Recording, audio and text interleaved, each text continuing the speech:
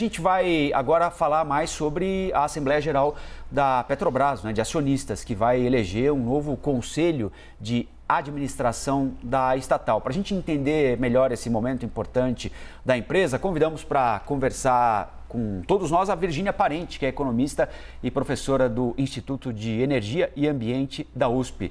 Bom dia, professora, tudo bem? Bom dia, Colombo. Bom dia, Stephanie. Prazer em falar com vocês. Prazer é nosso. Professora, tem um aspecto específico nessa eleição de hoje, não é?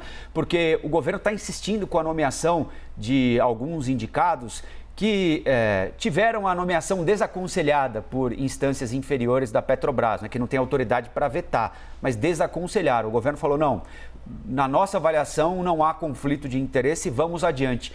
O que é que isso pode significar para o conselho da empresa?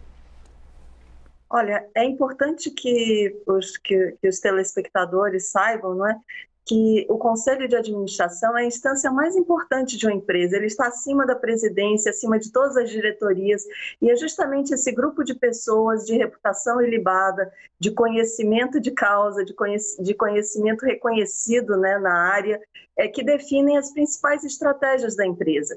Então, é natural que qualquer boa empresa queira ter bons conselheiros e conselheiros com experiência e com uma boa reputação.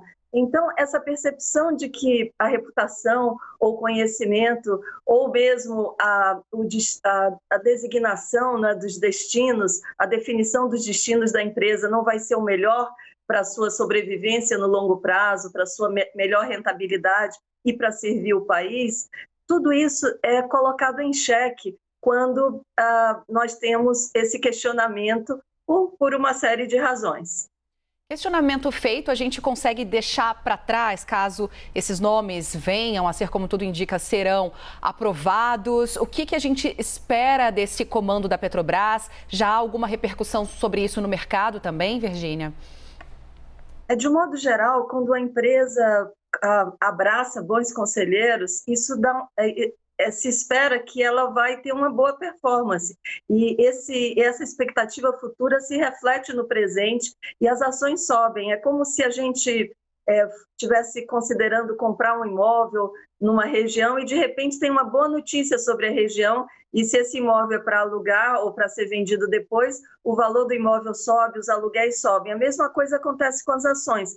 Quando uma empresa abraça bons conselheiros, imediatamente a percepção mostra que, puxa, eles vão conduzir a empresa para um patamar de governança, para um patamar de resultado superior, e isso se reflete no preço das ações. Então, é possível que no curtíssimo prazo haja, se esses nomes de fato forem aprovados e não forem exatamente do mesmo nível dos nomes que estavam lá anteriormente, que isso se traduza num reflexo nas ações no curto prazo. Mas, se a performance desses conselheiros for boa, essa recuperação pode vir e pode vir rápido. Professora, por que é importante para qualquer governo, é evidente, o governo é o acionista majoritário da empresa, né? Mas por que é importante para qualquer governo ter pessoas na composição desse conselho em quem o governo de plantão confia plenamente? Qual é a autonomia desse conselho ou dos conselheiros, caso eles decidam, por exemplo, mesmo que indicados por um determinado governo, não atender a expectativa ou a demanda que o governo entende ser a mais adequada para a empresa? Olha, assim, a ideia de um conselho é que ele represente o interesse das partes, não é?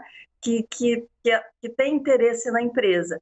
E, nesse caso, o governo ele é um acionista majoritário, então ele vai fazer a maior parte do número dos conselheiros, mas isso não significa que se pode atropelar os acionistas minoritários. É preciso do voto de todos para que as pautas sejam aprovadas. E mais do que isso, um conselheiro não pode ferir estatutos da empresa, a lei das estatais.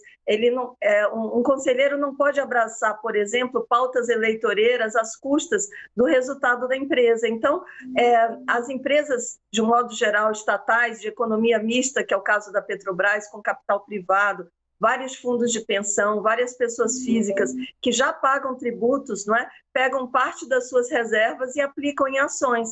Então, não é justo que com essas ações, que essas ações não rendam os dividendos que mereceriam, porque o governo está usando a empresa para fazer políticas públicas ou para sacrificar o seu resultado. Então, existe limites bem fortes ao que os conselheiros podem fazer, porque eles podem pagar na física, com multas muito grandes que vão perpassar gerações, que são várias vezes, provavelmente, o tamanho dos seus patrimônios. De um modo geral, os conselhos têm o que é chamado de Directors and Officers Liability. É uma proteção para decisões que podem não dar certo.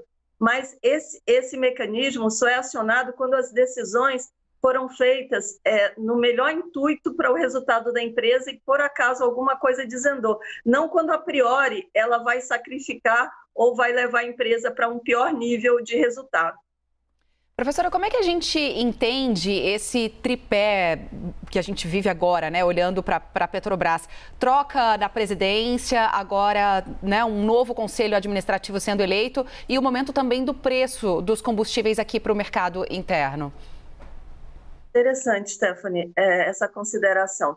Na verdade, se a gente for examinar mesmo, a Petrobras não tem, e o seu conselho e os seus diretores não têm feito nada a mais do que se aproveitar de um momento bom, entre aspas, porque, na verdade, o que está acontecendo é que o mundo está desacelerando. As economias não estão crescendo tanto, as pessoas empobreceram lá fora, não é?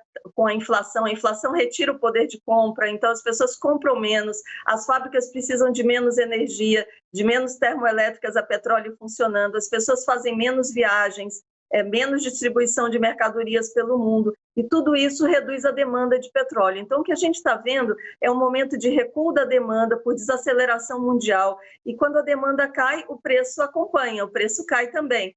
E então a Petrobras tem tirado vantagem e repassado mais rapidamente esse benefício da queda do petróleo e, no fundo, não tem alterado a sua governança. Então, não tem nada de novo no front, só uma mudança de cenário, não uma mudança de governança de fato. Mas se o cenário mundial permanecer dessa forma e se a nossa paridade cambial não se descolar muito, nós tivemos um grande benefício cambial nessas últimas semanas.